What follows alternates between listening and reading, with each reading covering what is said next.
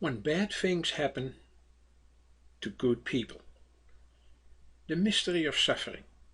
It's an immense mystery, so don't expect complete answers in 15 minutes, and even in years, even in our lifetime, you may never solve the mystery of suffering. I discuss this issue, among other issues, in one of my books of All That Is Seen and Unseen. You can find it on wheredowecomefrom.com, and the last chapter is How Evil is Suffering. Our tears are God's tears. I also discuss it in another book, The Destiny of the Universe, wheredowecomefrom.com. That's where you can find it. And it covers, especially in the last chapter, this issue as well. Let me just touch briefly on the problem. Why do bad things happen to good people? There have been several answers in the history of religion, especially of Christianity. And these are the 8 answers I'm going to briefly discuss. First of all, there is moral evil. It's all around us, but I think the most horrific one was the Nazi concentration camps. Moral evil committed by other human beings. How could that be? Because God respects human freedom. He made us in His own image and likeness, so we are not just marionettes in His hands. The possibility of evil is also a consequence of human freedom. Fortunately, unfortunately, I don't know what to say. How could God ever give us freedom without accepting its full consequences, even evil actions? Eliminating the possibility of doing evil would also take away the possibility of doing good. So let's make a good distinction. God does not will wars or moral evil, but allows moral evil when humans use their freedom to do and commit moral evil.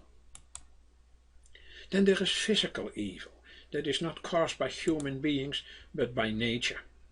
Tsunamis, earthquakes, they cause a lot of suffering. How could that happen?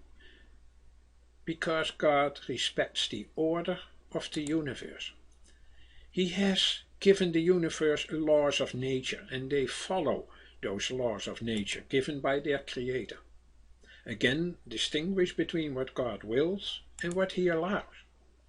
He does not will earthquakes and tsunamis, but He allows them because they are a consequence of the law of nature. To say that God allows or permits evil does not mean that He sanctions it in the sense that He approves of it or even wants it. Not everything that happens in this universe is directly willed by God's providence. Then there is the answer that good is for the larger picture. This may be considered evil. The poor animal is attacked by a lion. But bad may be good for the larger picture. Thomas Aquinas said long ago, if it couldn't kill animals, the lion would not be able to live. That is the good part. The killing is the bad part. What may be evil for the individual is good for the larger picture, the universe. Nowadays that is a very common thought in an ecosystem. Spiders, snakes play essential roles. We can't take them out, that would disrupt the system. Even physical pain is a valuable warning sign, telling me that my body is in danger. Again, you might ask, but what about leprosy itself? Was that necessary? So we may have to get to another answer. We are journeying to a perfect world, but the world is not perfect yet. We have to work on it. So we go from imperfection to ultimate perfection.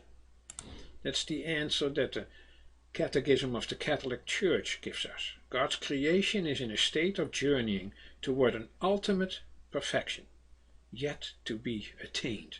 We are not there yet. But if that's the case, then we are God's co-workers. We are participants in bringing God's creation to perfection.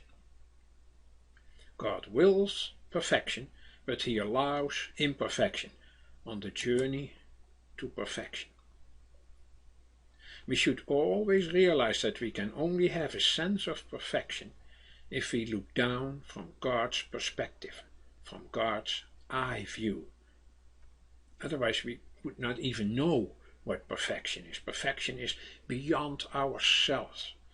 We are looking beyond and above ourselves.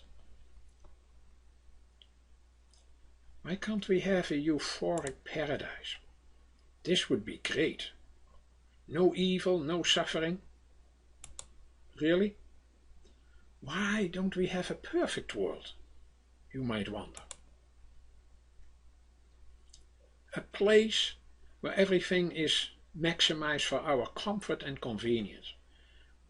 As if we had an electrode implanted that causes intense euphoria or ecstasy with a simple push of the button. Wouldn't that be great? I think instead we know that those who take up their crosses, those who overcome hardships, those who stand against evil and ease the suffering of others, those are the ones we have a high esteem for. Somehow suffering has this mysterious potential of redeeming us, transforming us, transfiguring us. Just think of the just man Job in the book of Job in the Old Testament. He was a just man. He keeps saying that repeatedly, and yet he was sitting on ashes. He was covered with sores, and everyone pitied him. How can bad things happen to good people? But then we should say, who are good people? We could as well ask why good things happen to bad people. Jesus once said, no one is good, but God alone. Who is to say we are good people? When asking myself why evil strikes me, I could ask myself as well why evil would not strike me.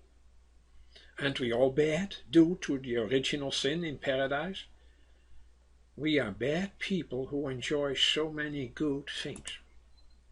Looking at it this way, that may help us to decenter from our own suffering. We are bad people who enjoy so many good things. And besides, we should ask ourselves, is suffering all bad or bad forever? I don't know what to say yet. What is bad? Somehow bad is what we consider bad, what we declare bad. Animals may experience pain, but they don't experience evil when they are attacked. We do as human beings. Only we take evil as something that should not be. Animals may dislike things, but they do not question why bad things happen to good animals. That is a human question. Without sin, physical evils would not embitter us.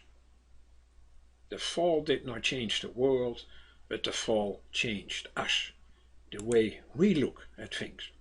There may always have been thorns and thistles, but since the fall they were felt not only as painful, but also as distressing, as something evil. Evil is something that we declare as evil. So we are getting to a more serious answer. Golgotha has become a meeting place for all those who suffer. God's answer to the question why evil came from Golgotha. Why suffering? The final answer does not come from words that I mentioned in this video so far, but they come from the man of Golgotha. God is love. God's love wants to share everything with us, even our sufferings. So Jesus did not come to abolish, but to sanctify suffering with his presence.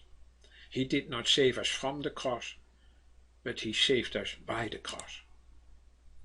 Even in suffering we can find the glory of God, for Jesus is the human face of God, and a human face comes with tears.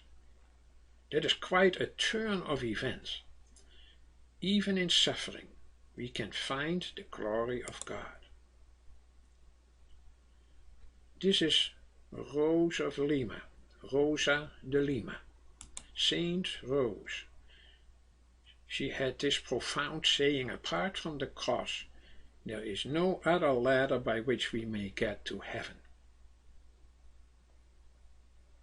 Interestingly enough, Cardinal Stanislaw Dziwisz said about his ailing friend Pope John Paul II, today there is a cult of beauty and strength, of youth, but he showed us that suffering has a redemptive value to humans and also for society. That is the mystery of suffering. No matter what answers we have, the final answer comes from God's Son. Don't expect the final answer from this video. You can't even expect it from this book, but it will go much deeper into this issue. As I said, the last chapter covers this problem of evil, suffering, afflictions. And this book does too, in its last chapter again. It has much more that puts everything in a wider perspective. I hope you will enjoy both books.